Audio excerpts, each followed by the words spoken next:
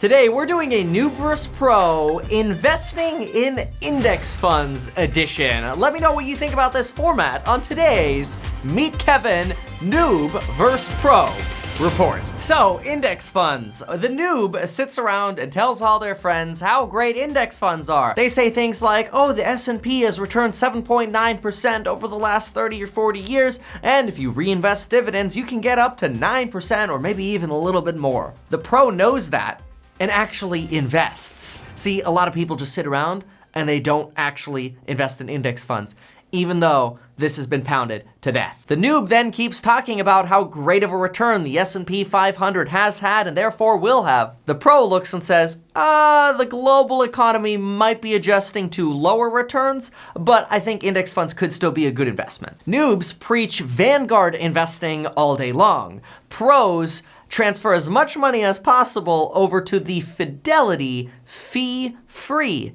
index funds. See, Vanguard charges a fee for you to put money into the index funds that they have. Fidelity has a bunch of index funds that charge zero fee. They just want your money. The noob says, I don't want to invest in a fund. The pro says, index funds just track a market and computers align them with what the market is doing. So there's no actual human that's operating it like a human would in a traditional fund. That's how you get lower fees, or like in Fidelity's case, no fee. Hashtag not sponsored. The noob says, well, I don't want to have to deal with rebalancing my portfolio. I'd rather just have an advisor do it for me. The pro goes over to M1 Finance and has M1 Finance do it automatically for you for free. And in case M1 Finance is too complicated for you, because some people have mentioned that M1 Finance is a little bit more detailed, it gives you more flexibility, but with that comes a little bit more complexity. Another thing that you could do is you could invest in Wealthfront's investing account. Their investing account will automatically invest your money into multiple different index funds. It's actually quite easy to invest. All you do is transfer your money into that investing account and the rest is automated. Wealthfront is a robo-advisor, and let me give you a quick breakdown of what they've invested my now $97,000 into. I told them I wanted the most risk possible, and with the most risk possible, this is what they put my money into. $33,800 into US stocks. If I click on that, that's actually a Vanguard Total Stock Market Index fund that they're investing the money into. $29,000 are going into foreign stocks, also a Vanguard fund. $19,400 are in IEMG, and this is an iShares Emerging Market Fund. $9,700 are in Vanguard's Dividend Growth Stocks Fund. $3,894 are in municipal bonds, and $259 are in cash. And I told them I wanted the highest risk possible.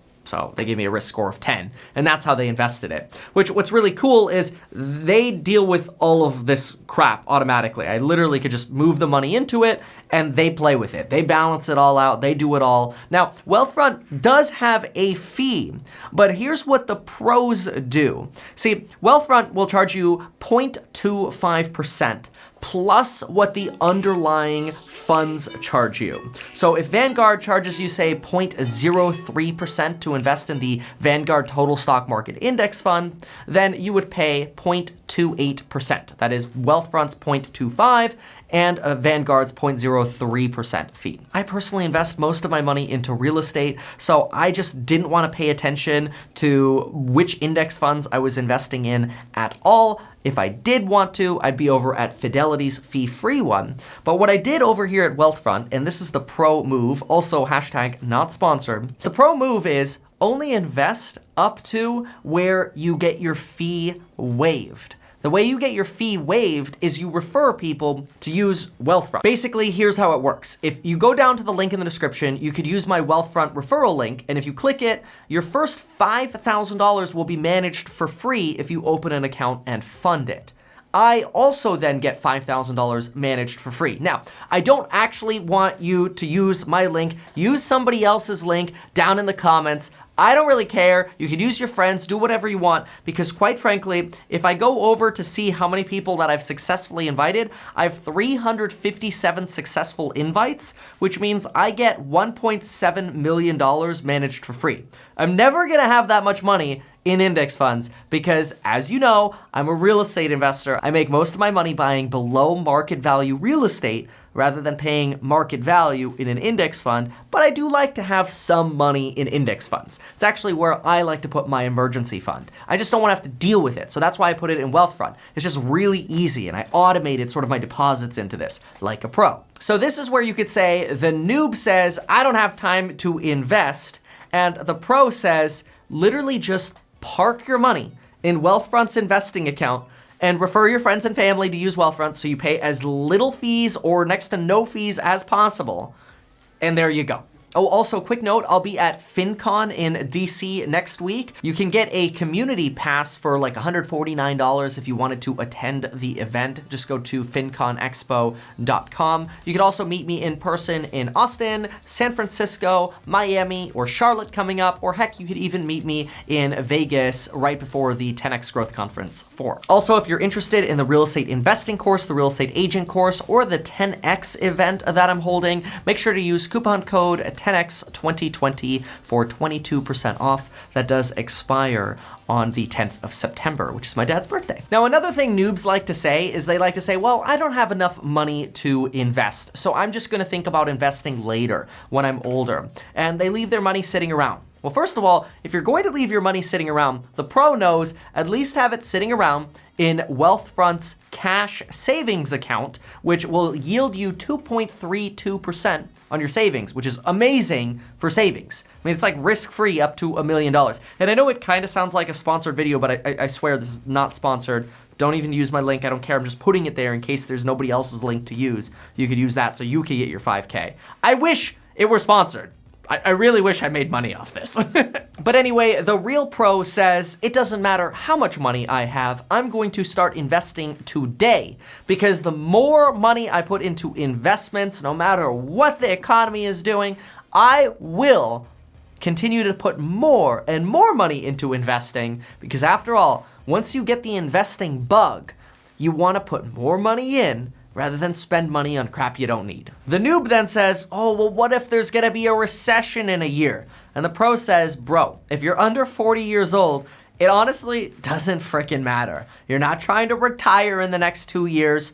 Get your money in the market because, as we know, time in the market beats timing the market. The noob manually invests whenever they feel like it, which is probably pretty rare. The pro automatically invests as frequently as possible. The noob then hears, oh, okay, automated transfers, yeah, no problem. I'll just transfer some money, 6 months. I'll do it on July 1st and I'll do it on January 1st. That's when I'll invest.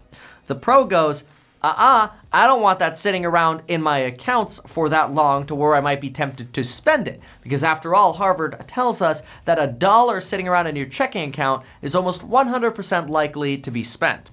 So the pro will actually transfer money sometimes as often as every single day.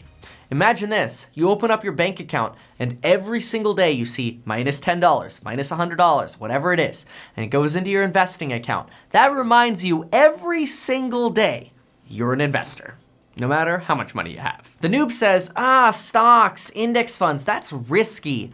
The pro says, they're index funds. A company can't go bankrupt and wipe out all of your money.